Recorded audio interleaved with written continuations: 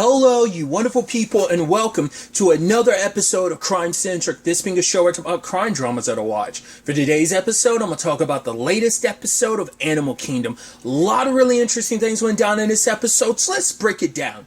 Well, first and foremost, let's start off with everything in the past. We're picking up in the aftermath of everything. You know, Julia is trying her best to remedy things between her and Pope. And obviously it's not working, and God is her mom. Oh, is Smurf like enjoying this? And like she's smirking at everything. It's like, oh look, the prodigal son Baz had to return because he had nowhere else to go. Because it's like, yeah, this is all you have. And she's enjoying it. She knows how upset Andrew is because it's basically like, hey, this situation puts me in a position where I can be the one that fixes everything. I'm gonna put everything back in line, essentially. And once again, it just makes me sadder and sadder. I say it every episode. The Julia thing is just so damn heartbreaking. Smurf made her feel like such an outsider in the family. Like, oh, it's her own fault. Like, oh, like the family's falling apart. Any issues are on you. Like, she made it kind of seem like it was her fault. Because also she feels like, oh, like, because she can't help it. None of them can help it because it's that line from Darren this episode that is so true. When have any of us ever said no to Smurf? Because even Julia, she sees Smurf like through Smurf's BS, but even she kind of like, oh, because even later on, Baz is like, oh, you know, did you turn her down when she gave you that car? And even Julia, like, and I think that, like, it's like, right, having that thrown in her face, it's like, yeah, you might like be pissed at your mom, but like you still have it good. You like, because now it's almost like she's being treated like, well, both her and Baz, but like the way her mom is treating her, it's like, oh, you're a little spoiled brat. To be fair, Smurf's always had this, like, for whatever reason, contentious relationship with Julia because Julia isn't kind of what she wants her to be. It's like everyone else falls in line to be what they need to be. Baz, Darren, Pope, Craig, you know, even Jay, you know? But I think it's like everyone falls in line to be what, but except for Julia. And I don't know where that, I don't know whether that's just, once again, her projecting her own issues. She sees so much of herself in Julia that she can't help but try and like, because it seems like she does whatever she can to like break Julia's spirit. Now, whether that's 100% on purpose, it seems like it, because it feels the way, like, I just can't help but feel like the way she treats Julia is so vindictive. But once again, maybe that's only because I have the insight and retrospective of, like, right, we know where Julia's story ends up. Also, once again, the Baz thing is so effed up. They're like, oh, like, you know, the way she's treating him and giving him everything, it's like, yeah, and you sent Mia to kill him. Like, that's the thing of, like, it's sad, you know, and it just further and further heartbreak because her mom's saying like, right, I'm fixing all that you broke, Julia, you know, and we're not realizing, like, truth be told, this family was fucked from the beginning. Like, Smurf did her best considering the circumstances, but the truth be told is, like, after Colin died, something in her broke. Something broke in her and it never quite ever fixed back right. She's never been the same since. And now it's like, and once again, like how she treats Andrew versus how she treats Julia, even though they're both his kid. Even though they're both, there's just some disconnect there that I just can't quite understand why Smurf does what she does. Even to the point, like, the lady that she invites over, and, like, Julia's like, wait, I see what you're doing. And she's like, oh, what? You're afraid he's going to like them more than he likes you? And it's like, it is super uncomfortable kind of throwing your son into the deep end like that. And the moment the lady's making moves, I'm like, is she a lady of the night? Maybe not necessarily a lady of the night, but it turns out she did get paid to do that with Pope. And it's just like, that's weird. Once again, time and time again, I say it all the time, like, they have the most unhealthy relationship. Like, the fact that she would hire, like, someone, like, pay someone to sleep with her son is, like, that's gross. And that's also the thing, like, Smurf is so out of her damn mind, like, she's just in her own world of, like, everything being controlled and being what she wants, that she doesn't see anything wrong with it. And Julia's like, what he needs is not that. What he needs is to get away from your BS, you know? and not recognizing the damage not only she's causing right now to her children, but also to Andrew in particular. But she's thinking like, right, this is my way to show love for you. You're my special baby. And the fact is, she like gave Baz what eventually will become his house, which is also the same house that Pope would eventually kill Catherine. And it's like, right, that's also the same place, because like Baz ended up getting killed by Mia in his own driveway, didn't he? If I remember correctly, because she shot him to death. While he was in his car, if I remember correctly. Wasn't he like still like parked in his driveway or something like that? And it's like, that's,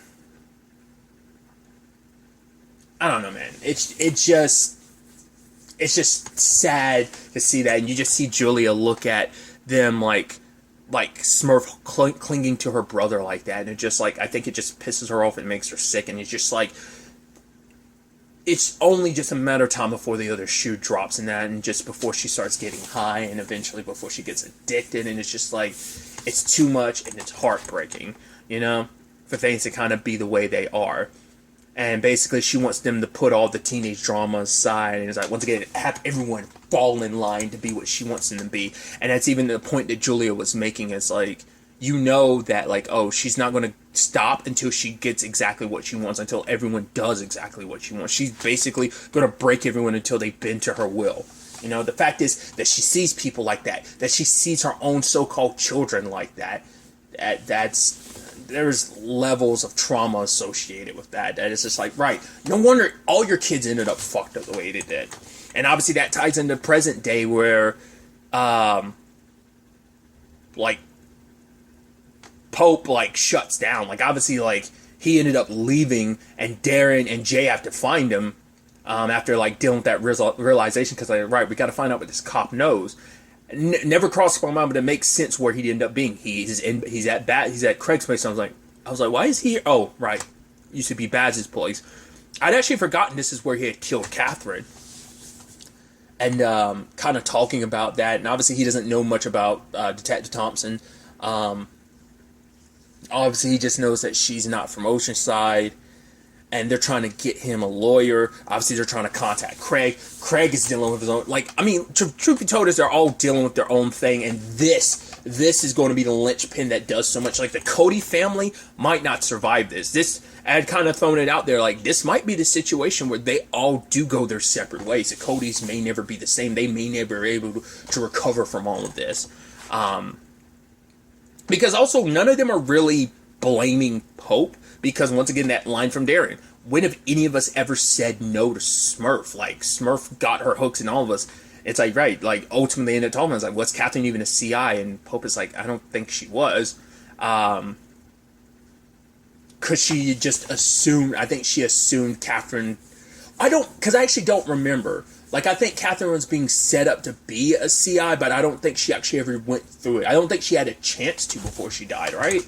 I think she was in a process. It's been so long, I don't remember. Do correct me in the comments down below. But I want to say, like, wasn't she in the process of becoming a CI, or at the very least being set up to be one? I don't remember. I mean, to be fair, Smurf also wanted Catherine out of the way and stuff like that. And once again, the whole Lena thing. She kind of wanted Lena to herself. And it's kind of a good thing Lena's away from all this, because she would have legitimately just ended up like Jay. Like, eventually, like, she would have been brought up in all of this and just kind of caught up in this like toxic family dynamic that Smurf kind of created and festered. And but circling back to Craig, he's dealing with everything with Ren, because Ren, like, is beating herself up about the fact, it's like, right, my baby, our baby got kidnapped 2 days ago. And how did I respond to that? I went and got high. But Craig's like, no, like, I did too. Like, it's a, it's like, well, we'll figure this out. And for her, it's like, I need to get out of Oceanside. Like, it's just too easy to fall back into those old habits here. So she wants to move back to Texas, San Antonio, with like some family.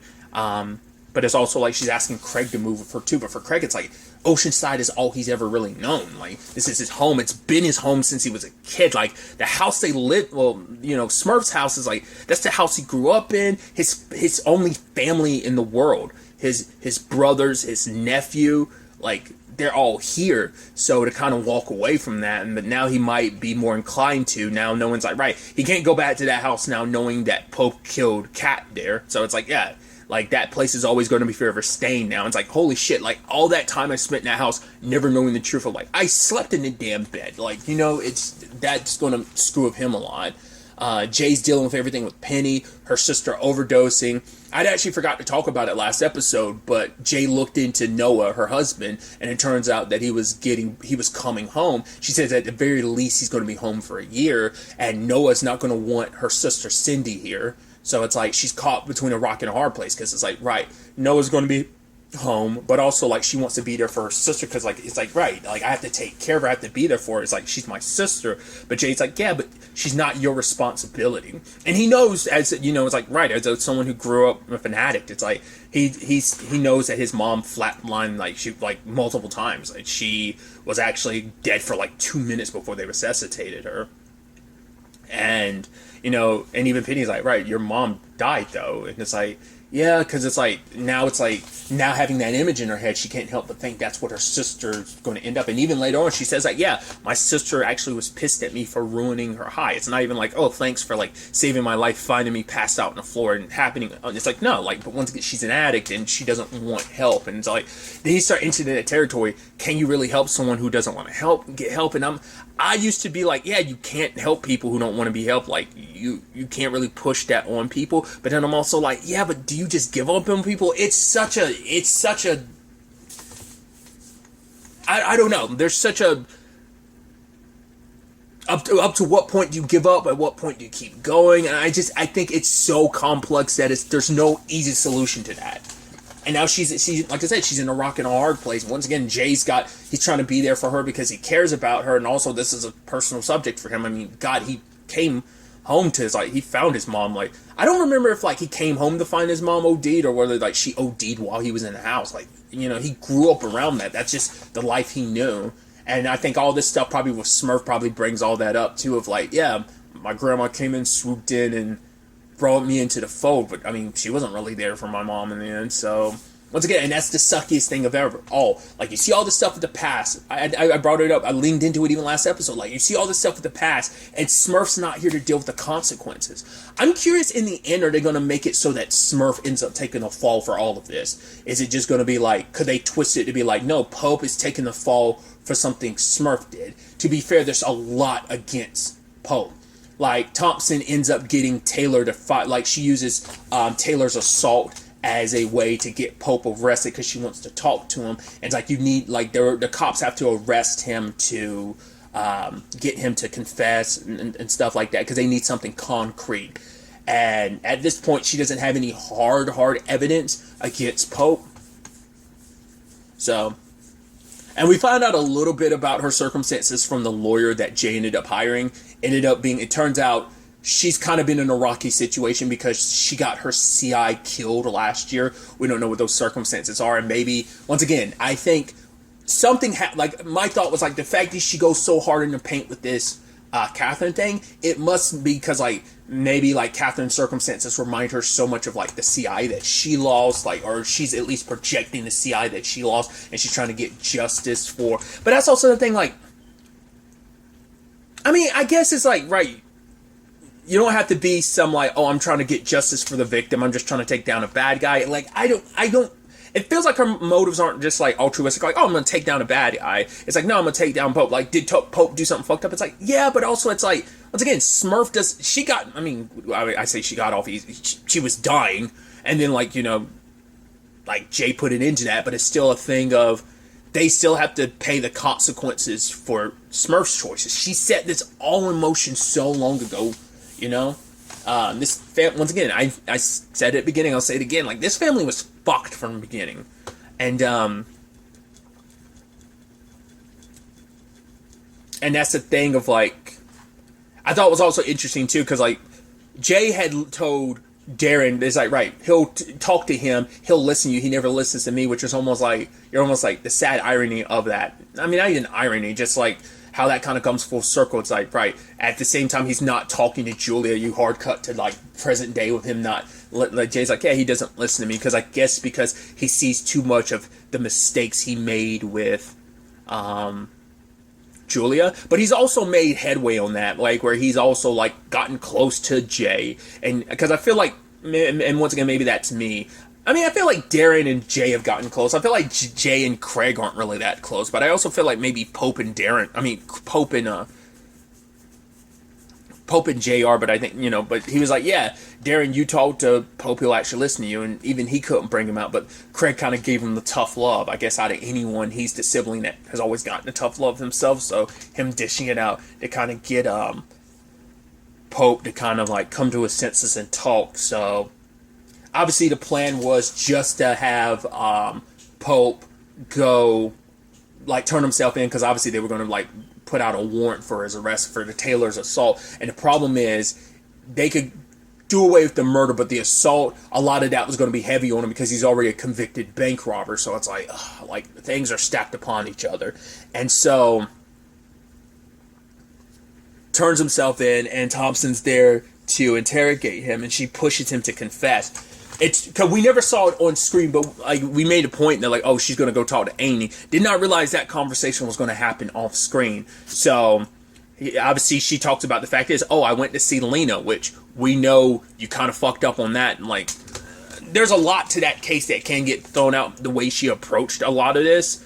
But the question is like, will that come up? Like, it's like trying to guilt him. It's like, oh, look at this is all that's left of Catherine. Like, you might have wrapped her up, but the animals eventually got to her pretty quickly. And I'm not going to show Lena this, but when it comes to your trial, she's going to end up seeing that. And do you want to put Lena through that? Or what about Amy? You confessed to her, and the guilt she's been carrying. Like, she didn't want to, like, betray you or anything like that because she felt guilty, because she's like, right, I'm judging you. The only person that can judge you is the Lord. I told her like who you really were, but then it was like, oh, she already kind of knew. She knew what you did, and it's like, right, do you want the guilt she has to have, her being the religious person too? It's like, oh, the guilt she has for you doing all of this.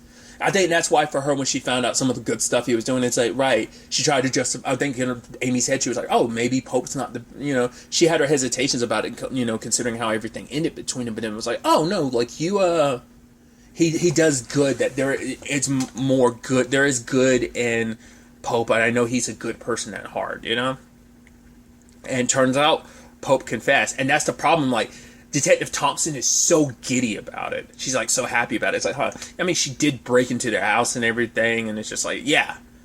And now, once again, like all the fallout from this of like, what are they all going to do? Like Darren snapping at Tommy. It's like, yeah, there's not going to be another job. You're fired. It's like, yeah, because like everything that they built, their entire empire is coming apart. Because I don't know if they're, because they were saying like, right, Pope's arrest could be like the domino effect of like other stuff happening, and because it's like, right, because also people could see this as, they already kind of had to deal with the whole thing after Smurf died, people thinking they're weak, and now it's like, right, Pope getting locked up too. I mean, God forbid, when Pope was already in prison before, like, who knows what he's going to do being in prison again? Will he try and, like, kill himself or something? Like, because maybe he doesn't want to go back. That's what I'm saying. I feel like the choice is to probably put this all on Smurf. It was her idea, and it'd be, and it's an effed up thing to say, but it's like, as their mom, it's the least they can do. It's the least that she would be able to do, which just like take the fall for all of this. It's like, right, you claim to love your children, you want to protect them, and it's like, I kind of haven't always done the best job at that. But it's like, this could be, they could lay this all on Smurf's feet, kind of make that. But once again, you have the Lena situation, you also have the Amy situation, and now Pope even confessing. They could get that thrown out. Because it could be like, yeah, Thompson kind of coerced him into a confession and stuff like that. Sure, I think a good enough lawyer could do that. But it's like, a lot of that.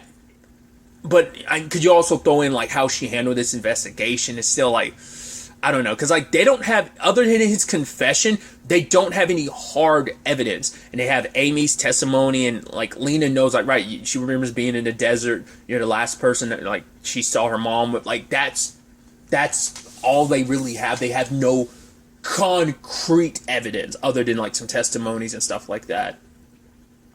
Once again, Craig doesn't even want to stay at his place. He decided to stay with Ren, and I think he's going to take her up on that offer of like moving out of Oceanside, moving away from all this. Once again, I think this is going to be, no matter which way this falls, and especially if it falls with Pope going to prison, I think I think the Cody's family is done. That legacy will be burned to the ground with all of this. Once again, you never know what the fallout to this could be, aside from just the family aspect of it. Jay's there with Penny. He gives her a key to one of the apartments he owns. It's like, yeah, you have a choice. Like, you're not obligated, like, for Noah or your sister. Like, you don't have to be caught between the two of them. You get to make your own choice. You can walk away from both of them. And even talking about, Pope getting charged with murder, he's like, who knows what the long run of this is, like what the effects of this will be, So it's definitely going to be interesting to see where the next episode takes us with all of this. Obviously, we're down to the wire, only a couple episodes left, and it's going to be so interesting to see what happens next. The last shot of the episode, I think, is Pope twirling around with that cross in his hands, and just, how things go from here is definitely going to be interesting. But really, that's all I want to talk about. To the next time we meet, be happy, be safe, live life to the fullest, and enjoy it. Good day, and goodbye.